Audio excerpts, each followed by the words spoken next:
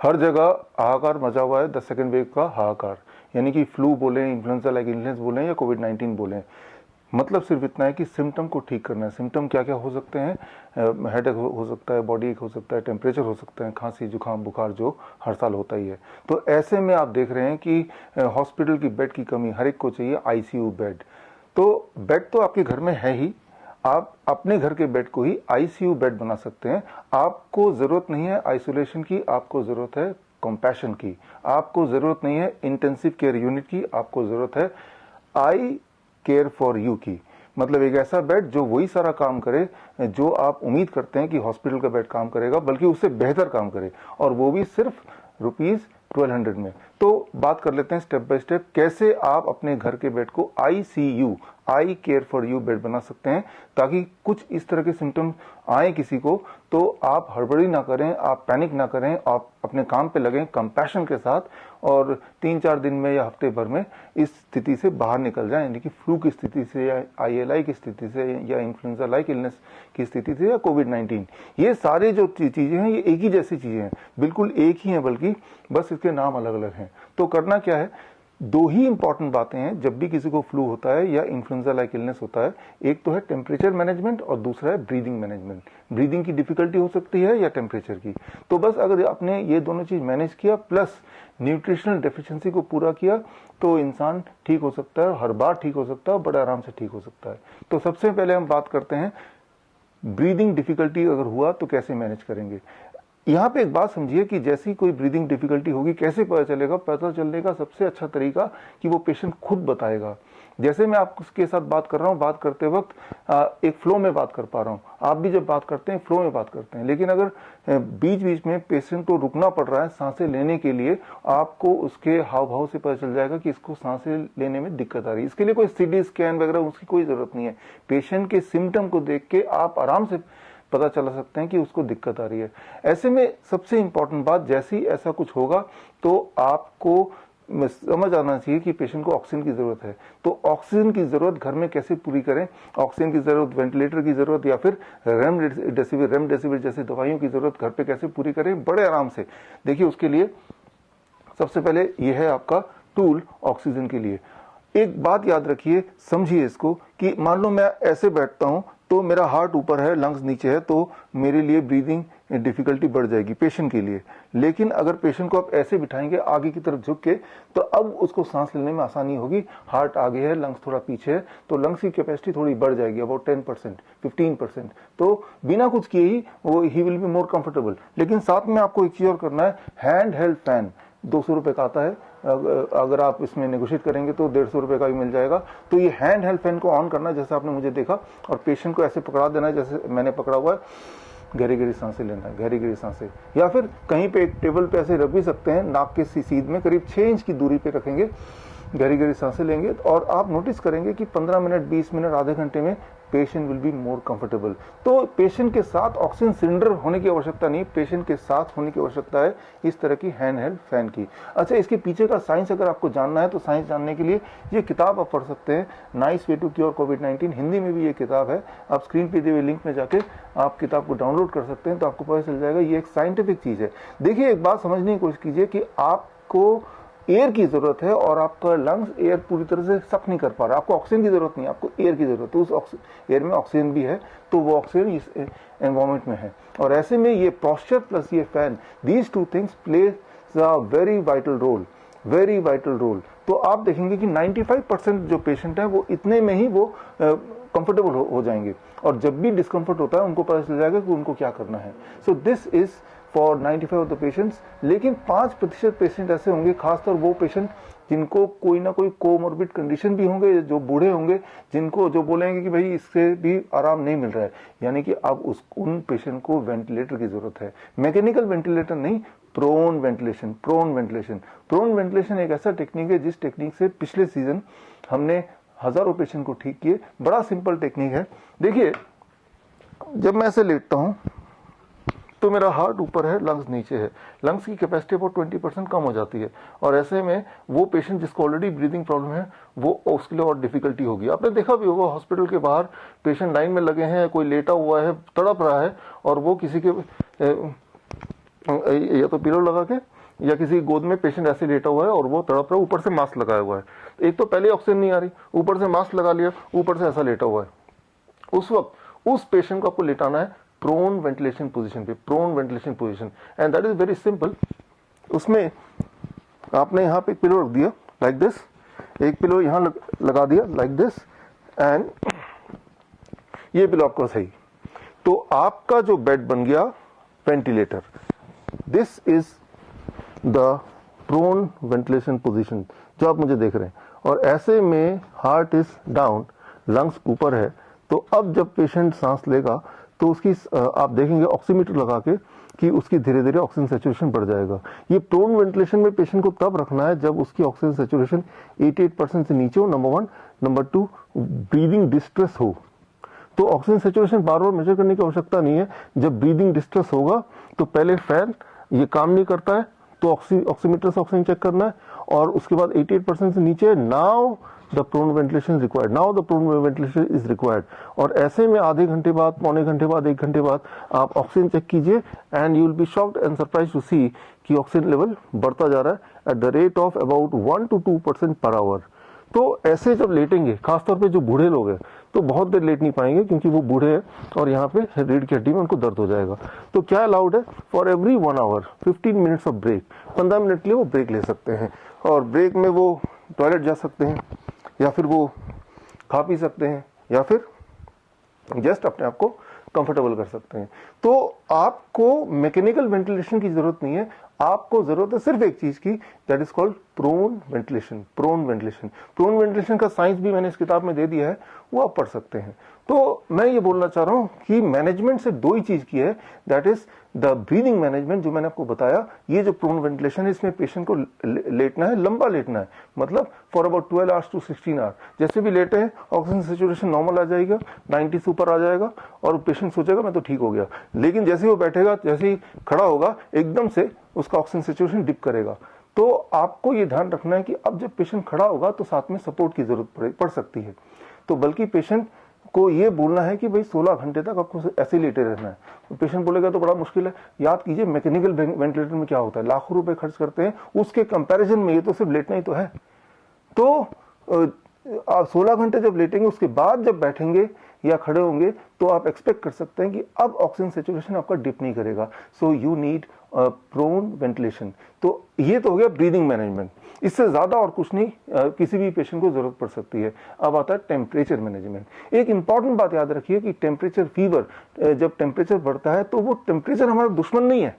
Temperature एक tool है हमारे बॉडी के लिए वायरस को डिसइंटीग्रेट करने के लिए। जब टेम्परेचर बढ़ता है तो वायरस इनएक्टिव होता है, फिर उसके टुकड़े टुकड़े हो जाते हैं and that it get destroyed.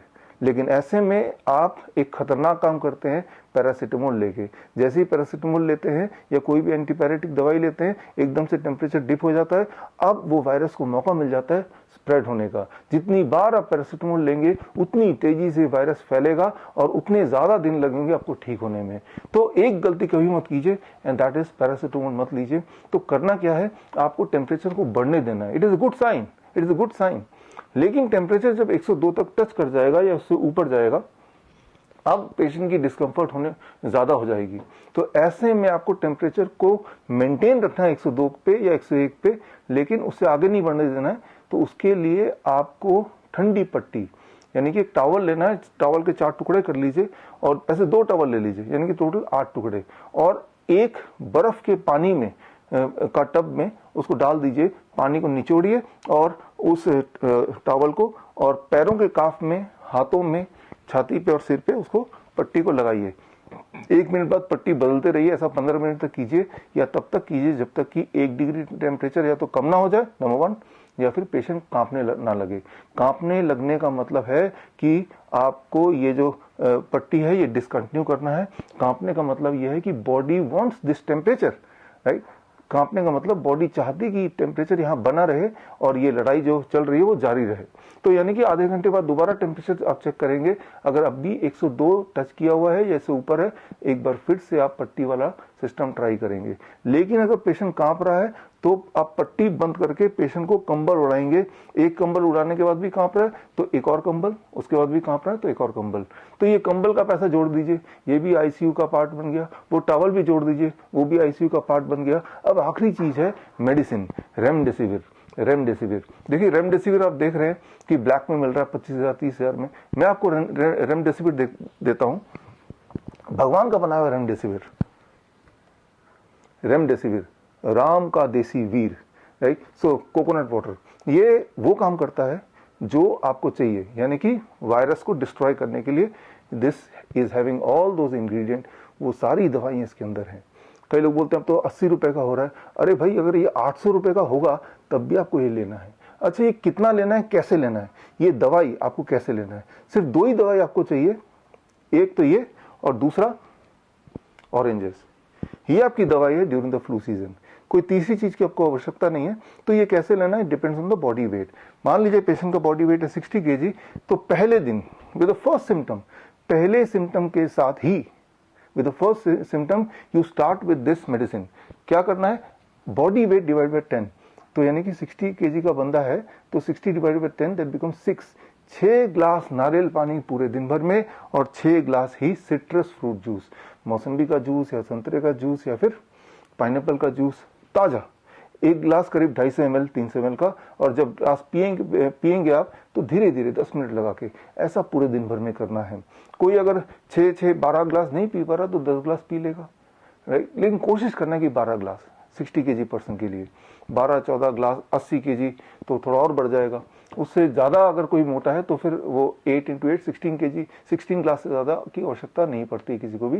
तो याद रखिए, जब आप coconut water and citrus fruit juice ले रहे हैं तो एक्चुअली आप अपने बॉडी को हाइड्रेट कर रहे हैं, बॉडी के मिनरल इंबैलेंस को दोबारा वापस होमियोस्टेसिस में ला रहे हैं। और बस यही चाहिए होता है आपकी बॉडी को, बाकी तो बॉडी ही लड़ता है फ्लू से। याद रखिए, वायरस से लड़ने की कोई दवा अब तक बनी नहीं है। जितनी बार भी आप वायरस से ठीक हुए हैं वो आपकी इम्यूनिटी ने ठीक किया है। आप सिर्फ एक ही काम कर सकते हैं कि आप अपने बॉडी को सपोर्ट कर सकते हैं। और एक चीज और, अभी आपको देखने को मिल रहा है कि काफी सारे लोग जिनकी टेम्परेचर तो डाउन हो जाता है लेकिन उनको खांसी चलती रहती है और लंबे समय तक चलती रहती है। तो सिर्फ एक चीज और जोड़ दीजिए, that is sunlight. Every day 10 to 15 minutes of sunlight जरूर बैठिए। ऐसा नहीं कि जब बीमार पड़ जाएंगे तब से, अभी से बैठिए 10 to 15 मिनट्स ऑफ सनलाइट। जब टेम्परेचर ज्यादा हो, बुखार हो, तब नहीं बैठना है, उसके अलावा बैठना है। खास तौर पे खांसी नहीं जा रही है, ब्रीदिंग डिफिकल्टीज हैं, तो बेस्ट है सनलाइट, जरूर बैठना है। देखिए, ये सारी चीज वो है जो आप खरीद नहीं सकते, कोई इसको पैक नहीं कर सकता, इसीलिए कोई आपको बताता भी नहीं होगा। But do this is the only way to come out of it. अब डे 1 में with the first symptom of flu, जैसे ही पहला सिम्टम आएगा वो बॉडी एक हो सकता है, फीवरिश हो सकता है, फीवर हो सकता है, इस तरह के सिम्टम है। इंपॉर्टेंट ये नहीं कि आपको डायग्नोस करना है कि वो कोविड-19 है या H1N1 है या एडिनो वायरस है, वो इन्फ्लुएंजा वायरस है, वो डायग्नोस करने की कोई आवश्यकता नहीं है। आपको सिर्फ ये देखना है कि पहला सिम्टम आ गया तो डे 1 में मुझे 6 glass for the 60 kg person 6 glass नारियल पानी और 6 ग्लास सिट्रस फ्रूट जूस लेना है पूरे दिन, और रेस्ट करना है अपने आईसीयू बेड में with the compassion from the family member. That's what is expected, right? That is the day 1. Day 2 में फॉर्मूला चेंज हो जाएगा, क्योंकि डे 24 घंटे में एक चेंज आएगा कि टेम्परेचर एब्रप्टली ऊपर नहीं जाने लगेगा, वो 100 या 101 के बीच में कहीं रहेगा या उससे भी कम रहेगा। तो ऐसे में आपको फॉर्मूला बदलना है। डे 2 का फॉर्मूला है बॉडी वेट डिवाइड बाय 20। मान लो बॉडी वेट पेशेंट का 60 kg divide by 20, that become 3 glass नारियल पानी और 3 ग्लास ही सिट्रस फ्रूट जूस प्लस 300 ग्राम खीरा टमाटर। ये आपका डे 2 की दवाई है, मेडिसिन है, पूरे दिन भर में डिस्ट्रीब्यूट करते हुए उसको पीना है। इसके अलावा पानी पी सकते हैं। डे थर्ड में फॉर्मूला फिर बदल जाएगा, आपका बॉडी वेट डिवाइड बाय 30। मान लो 60 kg का आदमी है तो 2 ग्लास नारियल पानी, 2 ग्लास सिट्रस फ्रूट जूस 12 बजे तक लेना है, और लंच में वही 300 ग्राम खीरा टमाटर, और डिनर तक most probably you will B okay. तो कुक्ड वेजिटेरियन फूड जो आप लेते आए हैं, रोटी सब्जी दाल चावल ट्रेडिशनल फूड जो भी है आपका, वो लीजिए और अगले दिन काम पे चलिए। लेकिन अभी जो सीजन चल रहा है, इन कंपेरिजन टू अगर मैं देखूं जो पिछला सीजन था फ्लू का, हर साल फ्लू का सीजन आता है, सालों साल से आया है, और हमने हर बार देखा कि 3 दिन के अंदर ये 3 स्टेप फ्लू डाइट जिसे मैंने बताया, it is called 3 step flu diet, 3 दिन के अंदर majority of the people they get okay. लेकिन अभी ये देखने को आ रहा है कि 70% लोग तो 3 दिन में ठीक हो रहे हैं, लेकिन 30% ऐसे हैं जो ठीक नहीं हो पा रहे। Probably they are also suffering from what we call as hypercapnia. Hypercapnia मतलब कि जो लोग लंबे समय तक सांसों को ऑब्स्ट्रक्ट करके रखते हैं, may be because the mask, आप जब ब्रीद इन कर रहे हैं तो आप क्या कर रहे हैं, अपने ही कार्बन डाइऑक्साइड को ले रहे हैं, और ऐसा जब समय समय तक, काफी लंबे समय तक करेंगे, that will create a condition in the body which is known as medically hypercapnia. तो हाइपरकैप्निया के जो सिम्टम्स हैं वो कोविड के सिम्टम या फ्लू के सिम्टम जैसे ही होते हैं, और इनको कितनी बार भी आप टेस्ट कराएंगे वो कोविड नेगेटिव भी आएंगे, आपने देखा भी होगा। तो ऐसे जो लोग हैं, ऐसे लोगों को 3 दिन में रिलीफ कई बार नहीं मिलता है, तो उन्हें क्या करना है, उन्हें ये जो 3 दिन वाला साइकिल है एक बार फिर से करना है। 2 cycle of 3 days flu diet, day 1, day 2, day 3, फिर डे 1, डे 2, डे 3। सो ये पूरा कुछ करेंगे और तो आप देखेंगे that you can be okay. हमने पिछले सीजन में 50,000 से अधिक पेशेंट्स को क्योर किया विद 0 मोर्टेलिटी एंड 0 मेडिसिन। तो अगर ये उन 50,000 पे काम कर रहा है तो आप पे भी काम करेगा। एक इंपॉर्टेंट बात इसके अलावा, आप में से वो लोग जिनको अब भी कॉन्फिडेंस नहीं, जो हमारा सपोर्ट चाहते हैं, तो स्क्रीन पे हेल्पलाइन नंबर दिया हुआ है, उस हेल्पलाइन, ये 24 घंटे का हेल्पलाइन है, आप हेल्पलाइन पे कांटेक्ट करके हमसे जुड़ सकते हैं। हमारे 650 नाइस एक्सपर्ट हैं, यानी कि network of influenza care expert, almost her district में एक एक्सपर्ट तो हमारा है ही। तो हमारे एक्सपर्ट कुछ ही घंटों में आपसे कनेक्ट हो जाएंगे, व्हाट्सएप के थ्रू, वीडियो कॉन्फ्रेंसिंग के थ्रू, टेलीफोन के थ्रू, और आपको तब तक सपोर्ट करते रहेंगे जब तक आप इस फ्लू से बाहर ना निकल जाएं। मैं उम्मीद करता हूं कि ये वीडियो आपके काम आएगा। ऑल द बेस्ट, धन्यवाद, जय हिंद।